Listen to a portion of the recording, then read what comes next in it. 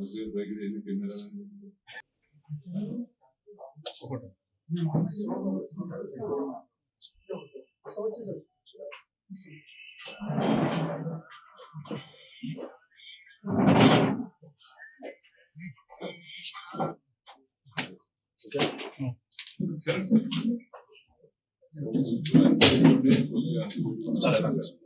అందరికీ కూడా రాజీనామా లేఖ జరిగింది.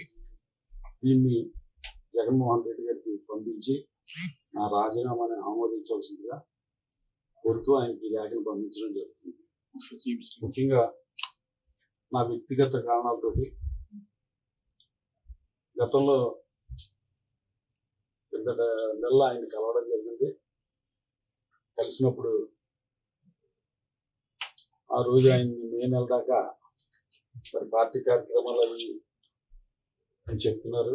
మే నెల దాకా సమయం అని చెప్పి అడగడం జరిగింది. ఆ రోజే మీ అందరికీ తెలిసి ఉన్నదే, ఆయన కలుస్తున్న రోజున ఆయన దగ్గర ఉండగానే రైడ్ అనేది ఇన్కమ్ ట్యాక్స్ రైడ్ జరుగుతుంది. ఆ టైంలో కూడా ఏదన్నా చిన్న వాటి ధైర్యవచనాలు ఏమన్నా వస్తాయేమో అనుకున్నాను. అటువంటిది ఏం లేకుండా పోరాటం చేయాలి, యుద్ధం చేయాలి, మళ్ళీ మనం అధికారంలోకి రావాలి అని చెప్పడం నాకు చాలా ఆశ్చర్యం కలిగించింది. పార్టీ నాయకులు, కార్యకర్తలు ఎటువంటి ఇబ్బందుల్లో ఉన్నారు ఏంటనేది ఆ క్షణంలో ఆయన నాయకులు, కార్యకర్తల పట్ల ఒక సానుకూలమైన దృక్పథంతో ఆలోచిస్తున్నారు అనేది నాకు అనిపించాల. ఇప్పుడు కూడా మళ్ళీ ఆయన్ని సీఎం సీట్లో కూర్చోబెట్టాలి, దానికోసం మేము అందరం కూడా పోరాటం చేయాలి. గతంలో ఆయన ఇంటి దగ్గరికి వచ్చి పార్టీలో జాయిన్ చేసుకున్నప్పుడు ప్రజల సమక్షంలో, మీడియా సమక్షంలో నన్ను గుండెల్లో పెట్టుకుని చూసుకుంటానని చెప్పడం జరిగింది. నిజంగా ఆయనకి నా మీద అభిమానం ఉంటే ఉండొచ్చు, కానీ ఆయన పరిపాలన పూర్తిగా రాష్ట్రాన్ని 4 భాగాలుగా విభజించి నలుగురికి పెత్తనం అప్పచెప్పడం. ఆ నలుగురికి పెత్తనం అప్పచెప్పడంలో ముఖ్యంగా మన ప్రాంతానికి సంబంధించి వైవి సుబ్బారెడ్డి గారికి 4 సంవత్సరాల పాటు ఆయన పెత్తనంలోనే ఉంది. వాళ్ళు కొంతమంది చేతుల్లో కీలుబొమ్మల కింద ఉండి నా పార్టీలో ఎటువంటి గౌరవమైన స్థానం కల్పించారు ఏంటనేది, ఎవరి మాటలని మరి ఏ రకంగా నాకు ఆ సంస్థ స్థానాన్ని కల్పించారనేది మీడియా మిత్రులందరికీ, ప్రజలకు కూడా తెలుసు. అయినప్పటికీ కూడా జగన్మోహన్ రెడ్డి గారి మీద అభిమానంతో, రాజశేఖర రెడ్డి గారి మీద అభిమానంతో మేము కంటిన్యూగా పార్టీ కోసం పోరాడుతూనే ఉన్నాం. 2014లో ఓడిపోయినప్పటికీ కూడా పార్టీ ఇచ్చిన అనేక కార్యక్రమాలని మరి పోరాటం చేస్తూ పార్టీని అధికారంలోకి తీసుకురావడానికి కృషి చేసాం. ముఖ్యంగా అప్పుడు కూడా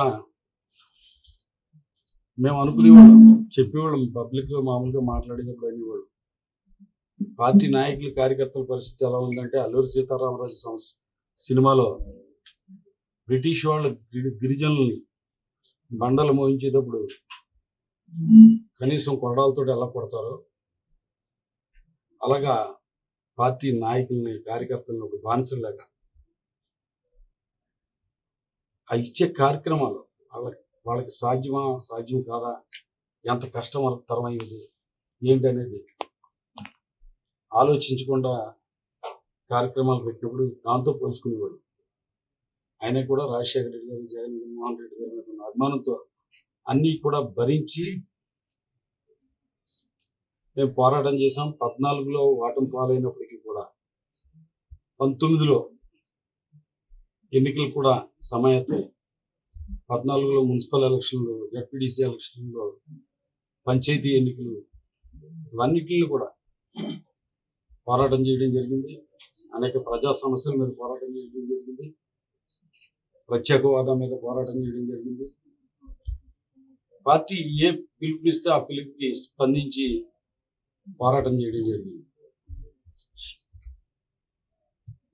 అలాగే 19 ఎన్నికల్లో పోటీ చేయడం జరిగింది. ముఖ్యంగా ప్రజాదరణ కలిగిన నాయకుడు పవన్ కళ్యాణ్ గారి భీమవరంలో సడన్గా, అది కూడా ముందు నుంచి కాకుండా సడన్గా ఆయన 23వ తారీఖు అనుకుంటే ఎన్నికలకు ముందు 11వ తారీఖు ఏప్రిల్ 11 అయితే మార్చి 23వ తారీఖు అనుకుంటా ఆయన ప్రకటించడం జరిగింది. అయినా కూడా పవన్ కళ్యాణ్ అంటే నాయకుడు, ప్రజాదరణ ఉన్న వ్యక్తి పోటీ చేసినప్పటికీ కూడా పోరాటం భయపడలా, వెనక్కి తిరిగి చూడలా. పార్టీ నుంచి ఎటువంటి సహాయ సహకారాలు ఉన్నా లేకపోయినప్పటికీ కూడా. కానీ కొంతమంది జిల్లా నాయకులు, అలాగే రాష్ట్రానికి ఏంటంటే ఈ తదితరులు, సజ్జల రామకృష్ణారెడ్డి గారు, అలాగే మనం చూసుకుంటే కనుక మన మిథున్ రెడ్డి గారు, వీళ్ళందరూ కూడా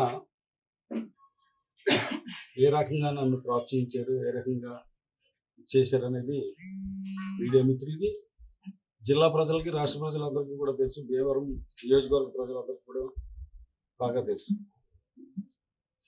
ఇవన్నీ కూడా పెద్దగా మనల్ని బాధించేది కాదు. ఎందుకంటే ఎప్పుడు కూడా దేవుణ్ణి నమ్ముకున్నాం, టైంని నమ్ముకున్నాం.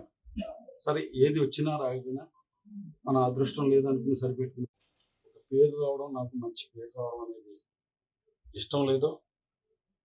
లేకపోతే జగన్మోహన్ రెడ్డి గారికి ఏంటంటే పవన్ కళ్యాణ్ గారి మీద గెలిచాడు కదా, ఇతనికి ఏదన్నా ఒక గొప్ప పదవి ఇస్తే కనుక అక్కడ పవన్ కళ్యాణ్ గారిని ఏదన్నా పెద్దవాడిని చేసినట్టు అవుతుంది అనుకుని నన్ను తొక్కిపెట్టి ఉంచారో, అది సైకలాజికల్గా ఏ రకంగా ఆలోచన చేశారో ఏదో తెలియదు. కానీ భీమవరం నియోజకవర్గంలో పార్టీలతో సంబంధం లేకుండా, అలాగే రాష్ట్రంలో కూడా నాకు తెలుస్తున్నంత వరకు, నేను నమ్మినంత వరకు, అరే గ్రంథి శ్రీనివాస్కి అన్యాయం జరిగింది అని ప్రజలందరూ చెప్పుకుంటున్నారని ప్రతి ఒళ్ళు కూడా నాకు చెప్పడం విన్నాను.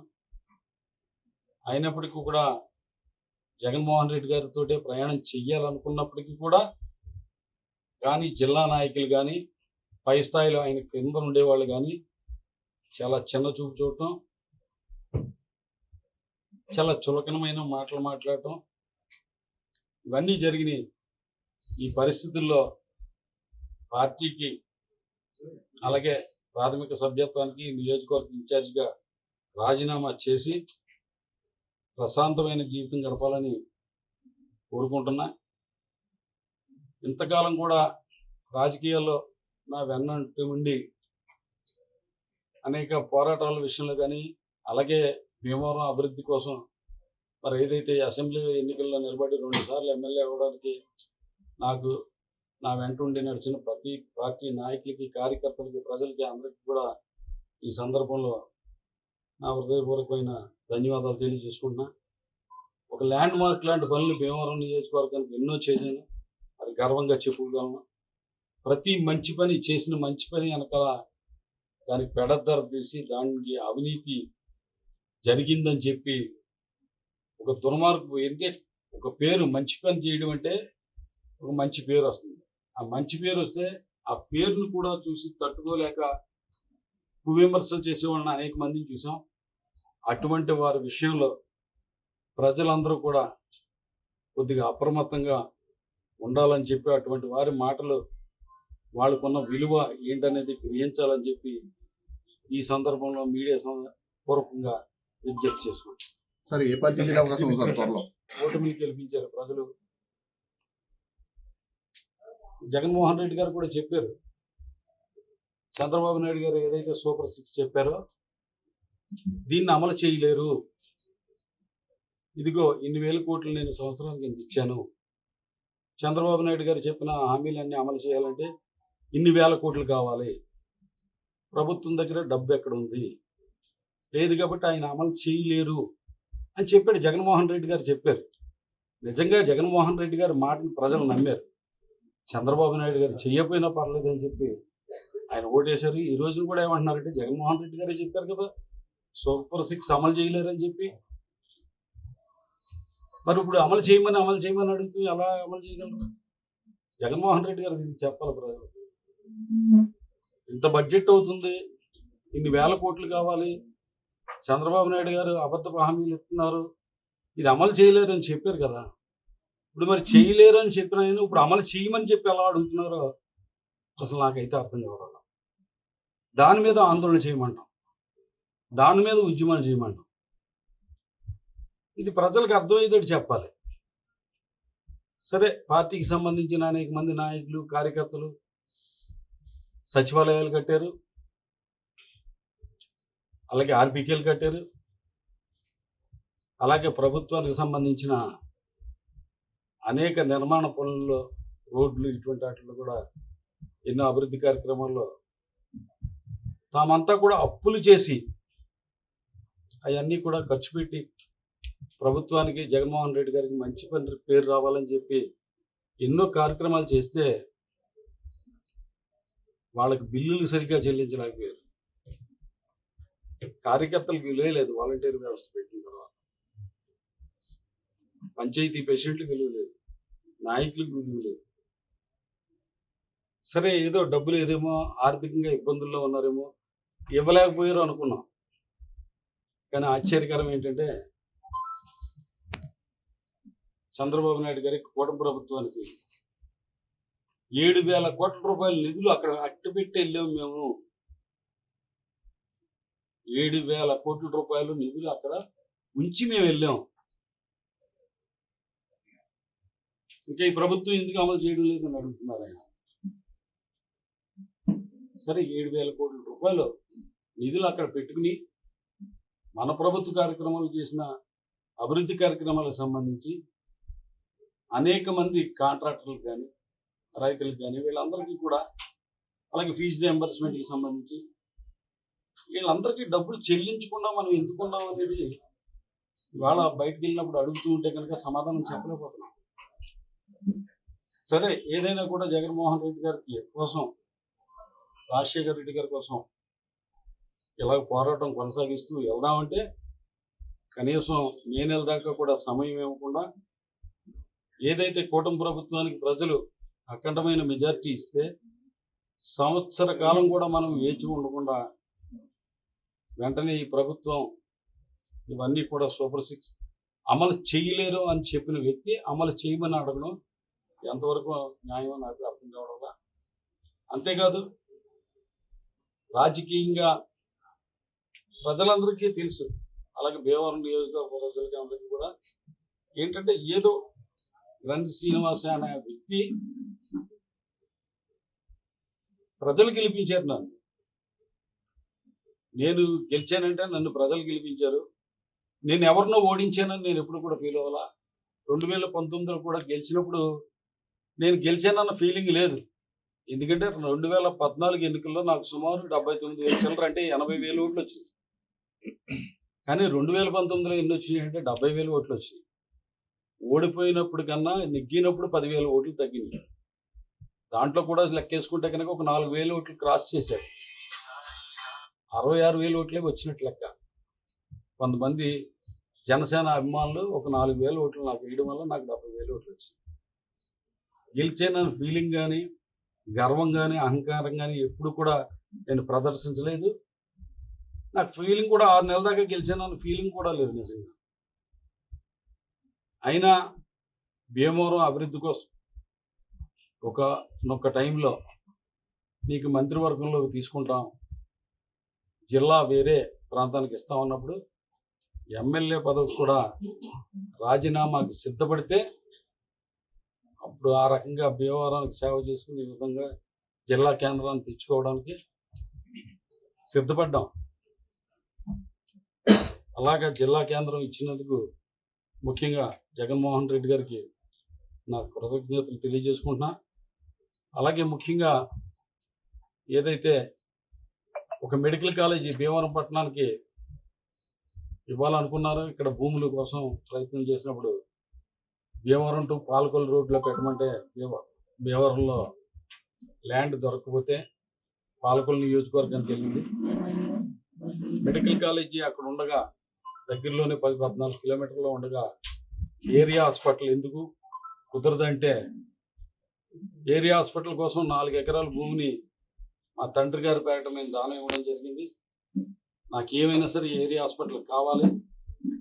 మెడికల్ కాలేజీ ఎప్పటికవుతుందో నాకు తెలియదు. నాకు కావాలంటే జగన్మోహన్ రెడ్డి గారు అర్థం చేసుకుని దానికి 28.5 కోట్ల రూపాయలు శాంక్షన్ చేయించి టెండర్స్ పిలిపించడం కూడా జరిగింది.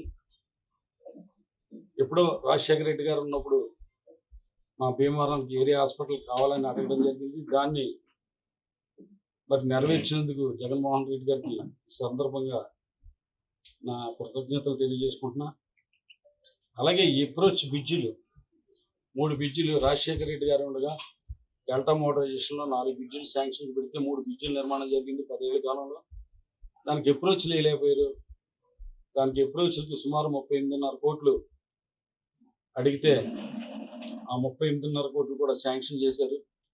లాస్ట్ ఎలక్షన్ కోడికి ముందు ఒకసారి